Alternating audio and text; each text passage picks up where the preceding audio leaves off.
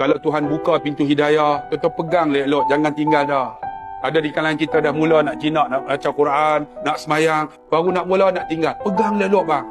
Dan ada di kalangan kita dah istiqamah dah. Sebab apa? Tatanazzalu alaihimul malaikah. Orang yang istiqamah ni, malaikat akan turun di saat dia nak meninggal. Alla takhafu wa la tahzanu. Malaikat akan sebut, jangan takut, jangan susah. Kan? Wa abshiru bil jannah. Malaikat akan sebut syurga menanti kita. Syarat istiqamah.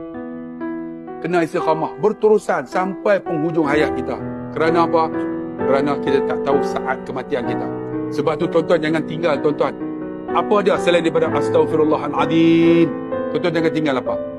Allahumma anta rabbi, la ilaha illa anta, khalaqtani, wa ana abduka, wa ana ala ahdika, wa wa'dika mastata'tu, a'udzu bika min syarri ma sana'tu, abu'u laka bi ni'matika alayya, wa abu bi zambi, faghfirli, fa innahu la yaghfiru dzunuba illa anta.